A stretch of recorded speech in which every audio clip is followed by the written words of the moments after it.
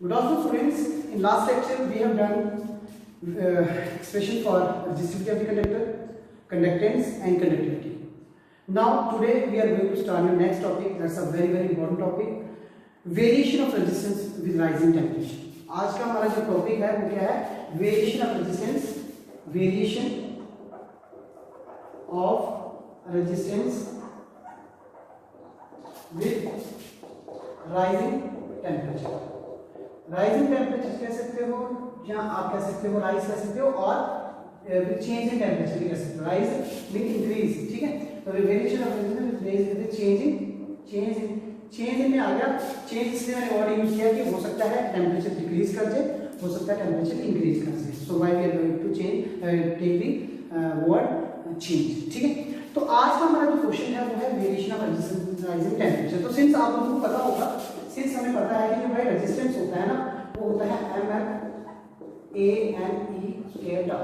तो देखो आप लोगों को याद होगा कि mass of electron, length of the conductor, area of cross section, number of electron and charge on electron will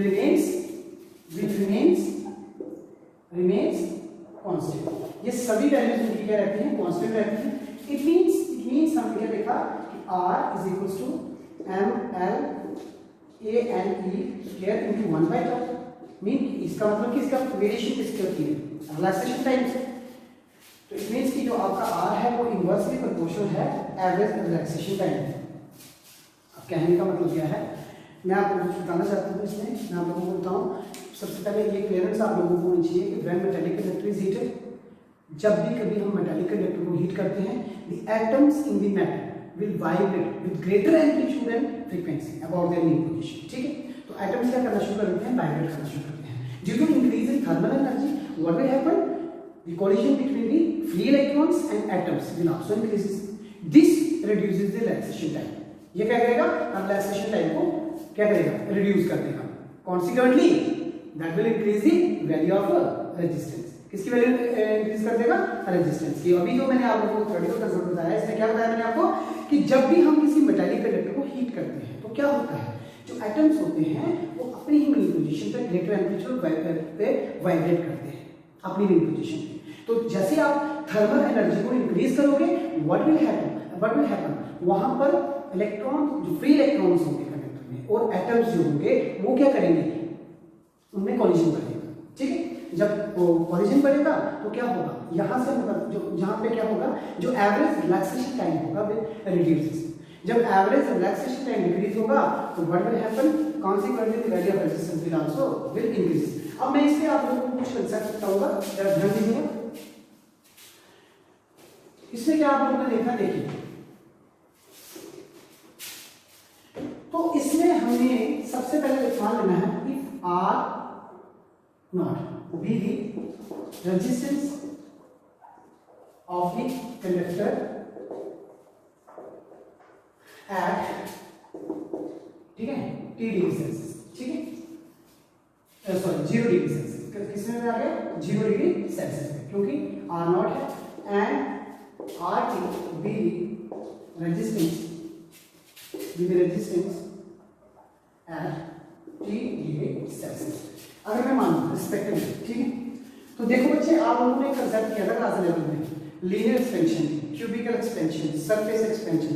वहां पे हमने अल्फा बीटा गामा की वैल्यू निकाली थी. तो उसी को यूज करके हम यहां पर बताने लगे कि जो आपका RT होगा that should be R not 1 plus alpha T. अब what is alpha? When alpha is called the coefficient of the temperature coefficient of resistance. तो हम इसे क्या कहेंगे? Temperature coefficient of resistance. अगर हम ये बात कंसीडर कर लेते हैं कि भाई देखो, अगर हमारे पास, हम माने ये बात कि अगर R1 R2, ठीक है, with resistance of the conductors at क्या होगा? T1 degree Celsius and T2 degree Celsius respectively. तो देन बेटा आप लोगों ने यहाँ भी याद रखना है कि जो R1 की वैल्यू होगी R0 1 प्लस अल्फा टी होगी 1 और आर टी की वैल्यू होगी आर नॉट, क्योंकि आर नॉट तो क्या होगा टेम्परेचर है 0 degree Celsius, 1 plus alpha T, क्योंकि टेम्परेचर कोएफिशिएंट जो है रेजिस्टेंस का वो सेम रहेगा। तो यहाँ पे आप इनको अगर डिवाइड करते हैं, ये भी कंसेप्ट से बता रहा हूँ क्योंकि कभी कभी रेजिस्टेंस की वैल्यू 2 आ जाती है, तो वहाँ पे आप लोगों को कोएफिशिएंट टेम्परेचर भी 2 मिल जाते हैं, तो वहाँ पे अगर आप उनको रेशियो निकालना चाहते हो तो ये फॉर्मूला आपको फॉर्म में यूज करना है। देयरफॉर जब आप डिवाइड करोगे r1 को r2 से तो आएगा r0 1 प्लस अल्फा टी 1 और r0 1 प्लस अल्फा टी 2। तो यहाँ पे कैंसिलेशन होती है, तो आपकी r1 की वैल्यू होती है, r1 का r2 क्या होता है 1 plus alpha t1 1 plus alpha t2। ठीक है, तो ये रेशियो आपने याद रखनी है कि अगर आपको रेजिस्टेंस की वैल्यू को फाइंड करना है।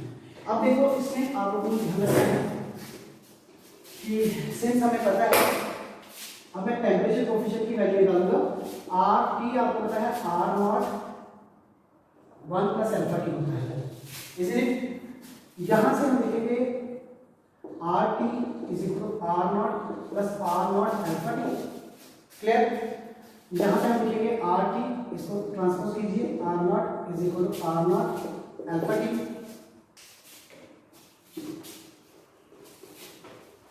तो यहां पे आप लोगों ने देखा अल्फा की वैल्यू मिली R T minus R naught by R naught n T. अब इसका मीनिंग क्या है? एक्चुअली में ये जो हमने टेम्परेचर कोएफिशिएंट निकाला है, ये एक्चुअली क्या है? चेंज इन रेजिस्टेंस, ये चेंज इन रेजिस्टेंस है, नीचे resistance at 0 degree Celsius into rise in temperature. Actually क्या है? Rise in temperature. ये हमने कंसेप्ट को निकाला। अब हम डिफाइन करेंगे इसको, ये एक्सप्रेशन आप लोगों को पता चल गया कि मैंने अल्फा की वैल्यू कैसे निकाली। अब हम क्या करेंगे, यहाँ पे हम क्या करते हैं, डेफिनेशन दस हम लिखेंगे, दस जो टेम्परेचर कोएफिशिएंट ऑफ रेजिस्टेंस है, टेम्परेचर कोएफिशिएंट ऑफ रेजिस्टेंस, ठीक है, जो होगा टेम्परेचर कोएफिशिएंट ऑफ रेजिस्टेंस क्या है? Alpha is may be defined as the change in, इसी को डिफाइन करना था हमने, चेंज इन रेजिस्टेंस। ये क्या है? Change in resistance per unit resistance at resistance at 0 degree Celsius per degree rise in temperature. तो हमने डिफाइन कर दिया है इसका अल्फा का वैल्यू, अल्फा का एक्चुअली जो टेम्परेचर रेजिस्टेंस जो टेम्परेचर कोएफिशिएंट है अल्फा और रेजिस्टेंस, वो हमने किसके ऊपर होता है? Define as change in resistance per unit resistance at 0 degree Celsius per degree rise in temperature. ये डिफाइन करेंगे। अब आप लोगों को हमेशा याद रखना है इसमें, ये तो क्लियर किया, लेकिन अल्फा जो होता है ना, जो अल्फा होता है वो, अब हम बताएंगे alpha is positive for metals. Alpha क्या होता है? पॉजिटिव होता है मेटल्स के लिए, तो इसकी वैल्यू हमेशा याद रखना, ये होती है 1.273 डिग्री इनवर्स सेल्सियस। कहने का मतलब अगर टेम्परेचर इंक्रीज होता है तो रेजिस्टेंस की वैल्यू इंक्रीज होगी, ठीक है। If temperature increases resistance will increase. कहने का मतलब कि अगर आप टेम्परेचर बढ़ा रहे हो तो रेजिस्टेंस भी बढ़ेगा, तभी मैंने चेंज वर्ड लिखा था, ठीक है। ये किसके लिए है? अल्फा पॉजिटिव और मेटल्स के लिए। मेटल्स के लिए क्या होगा? अगर आप लोगों ने टेम्परेचर इंक्रीज किया है तो value of resistance will also increases, ठीक है। और इसकी वैल्यू कितनी रहेगी? और अल्फा इज नेगेटिव फॉर किसके लिए? Electrolytes, semiconductors and insulators. और इसकी बेटा वैल्यू जो होती है, इसका वैल्यू होता है -6 × 10⁻² डिग्री इनवर्स सेल्सियस। ये वैल्यू हमेशा याद रखनी है for electrolytes, semiconductors and insulators. तो इसमें याद रखना, if temperature increases the value of resistance will decreases, okay. तो पहले में अगर टेम्परेचर इंक्रीज होता है तो value of resistance will increases, but in case of insulators, electrolytes, ठीक है, and semiconductors, what will happen? अगर आप टेम्परेचर को इंक्रीज करते हो तो value of resistance will decrease.